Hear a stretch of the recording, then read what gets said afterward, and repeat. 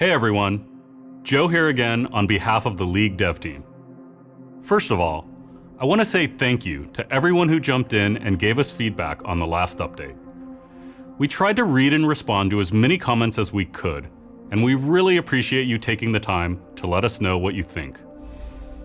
Now that we're developing features on the new client, we hope to be able to move a lot faster. Just because the client is live doesn't mean we're done with it. We'll be continuing to iterate based on your feedback. We're still working on performance and stability, the item set tool is on the way, and there are many other ear flicks with the user experience we're committed to fixing as soon as possible.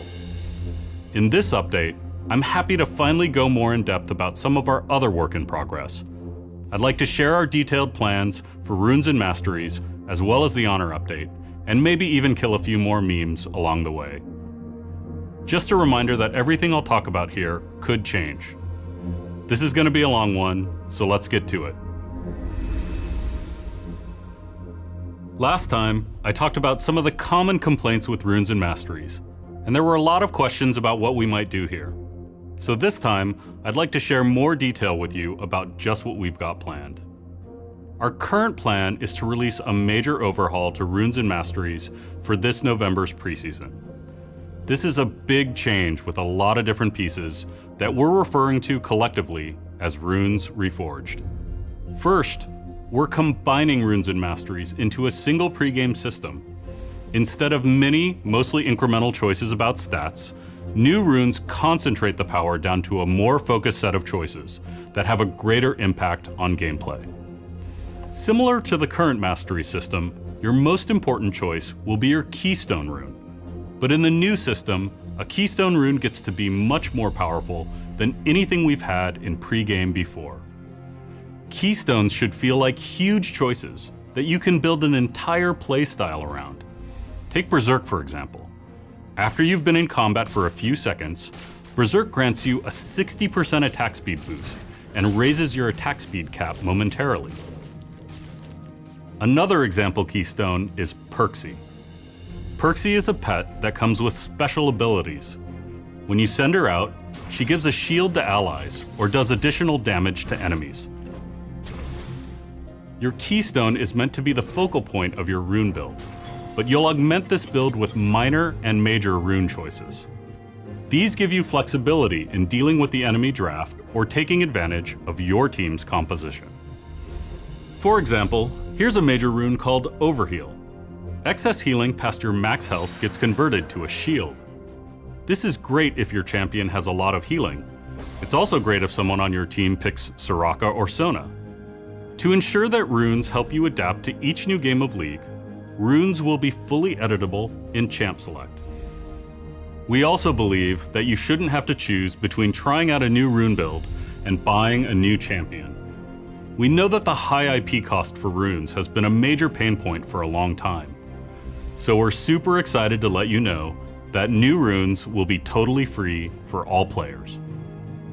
A side benefit of this change will be the freedom to try riskier rune designs and iterate on them more frequently, something we were hesitant to do when you had to invest many hours into unlocking them. Of course, today, runes are a significant portion of what players unlock with IP. Making runes free will have an impact on how you unlock champions, icons, and more. But we also view this as an opportunity to take a step back and revisit League's reward system as a whole.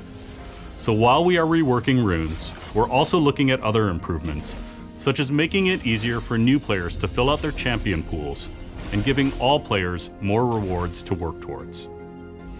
Many of you guys have spent a lot of IP on runes already. When we transition over to the new system, we'll have a plan in place to take care of players who've invested in runes and rune pages over the years. More on the transition and improving rewards as we get closer to preseason. Obviously, this is a big change, one of the biggest core gameplay changes we've made in years. Our designers will be sharing more details on Runes Reforged this week. We're talking about these changes early because we want to get your feedback as early as possible. So let us know. What do you think? What are you worried about? What are you excited about? We want to make this as good as it can be before it launches in November, and we need your help to get there. Now let's talk about the Honor update. Today, Honor is a quiet little set of buttons in the end of game screen. It's easy to forget these buttons even exist. Our new approach is to integrate the Honor system much more tightly with the game, so honorable players can get the recognition and the rewards they deserve. When we update Honor, after the Nexus explodes, you'll see a new screen where each player can choose to honor one teammate. There are 3 different categories meant to capture different types of honorable playstyles. If your top laner got camped early but refused to give up, you can honor them for having kept calm instead of tilting off the face of the earth. Or if your mid laner made an aggressive Baron call the second they saw someone in bot lane, you can give them the nod for great shot calling. For a teammate who is great to play with and just made the game more fun for everyone, you can honor them with a GG. After voting, you'll go to the normal end of game screen where you'll be able to see what honors you received. If you received 3 or more honors, you'll be recognized for the entire lobby. You'll also have an honor level. Your honor level will be viewable in your profile right next to your rank. You'll level up just by playing hard and earning honor from your teammates.